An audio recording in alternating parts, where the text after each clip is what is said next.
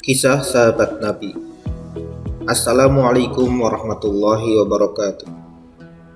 Kali ini kita akan menceritakan kisah Utsman sebagai khalifah. Sungguh, kalian sedang ada di tempat persinggahan. Inilah dunia yang hanya sementara. Segeralah melakukan amal kebaikan. Jangan menunggu hingga sisa usia. Ketahuilah, dunia ini dihiasi dengan tipu daya. Jangan sekali-kali kalian terpedaya olehnya. Jangan pula setan menipu, menjauhkan kalian dari ketaatan kepada Allah.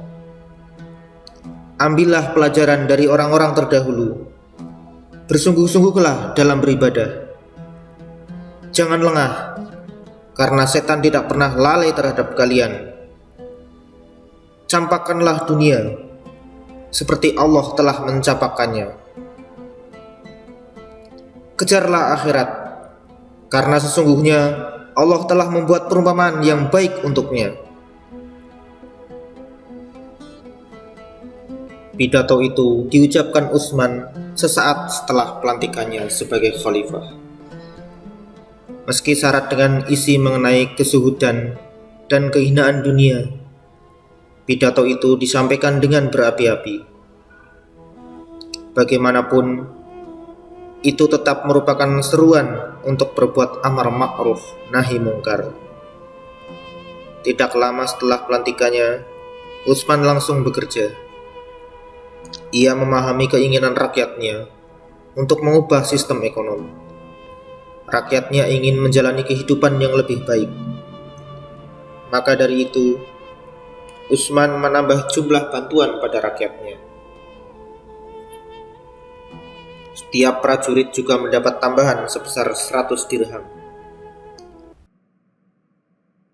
Alhamdulillah, aku sangat senang Utsman menjadi khalifah. Ia memberi bantuan yang lebih besar pada rakyat. Iya, benar. Utsman juga sering menjamu fakir miskin. Oh iya, ia juga sering menjamu orang yang beriktikaf di masjid. Tidak hanya itu, selama bulan Ramadan, ia akan memberikan uang 1 dirham kepada tiap orang untuk berbuka puasa. Subhanallah. Semoga Allah senantiasa melimpahkan kasih sayangnya kepada Utsman, khalifah yang penuh kasih. Untuk memegang janjinya kepada Abdurrahman bin Auf, Utsman mengikuti jejak Abu Bakar dan Umar. Ia tidak mengganti para pejabat daerah yang telah diangkat khalifah terdahulu. Namun, ia menulis surat kepada semua pejabat itu tentang garis besar kebijakan pemerintahannya. Ketika itu, bagi Utsman atau siapapun yang menjadi khalifah, pasti sulit untuk membuat kebijakan baru. Keadaan di perbatasan masih membahayakan. Wilayah-wilayah yang terusir masih mengancam.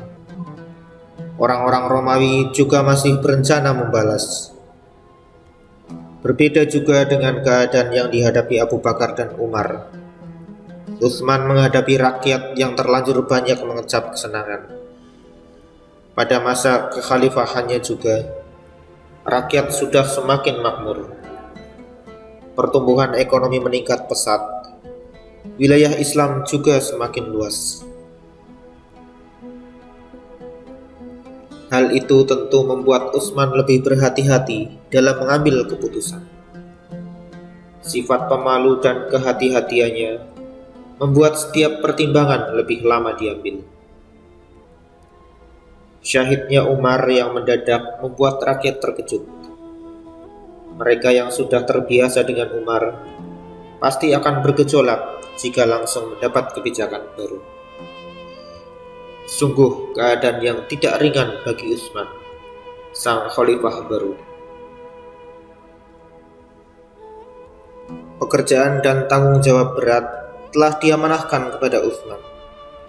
Dengan segenap kemampuan dan tenaga, ia mulai pemerintahan.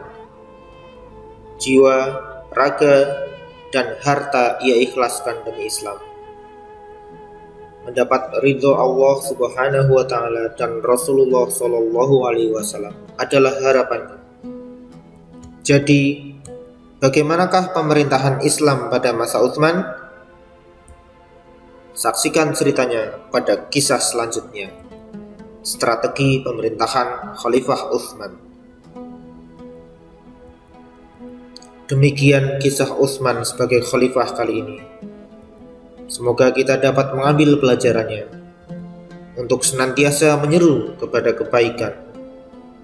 Sebagaimana Allah Subhanahu wa Ta'ala berfirman, "Dan hendaklah di antara kamu ada segolongan orang yang menyeru kepada kebaikan, menyuruh berbuat yang ma'ruf, dan mencegah dari yang mungkar. Dan mereka itulah orang-orang yang beruntung." Quran Surat Ali Imran ayat 27. Demikian yang dapat saya sampaikan, semoga bermanfaat.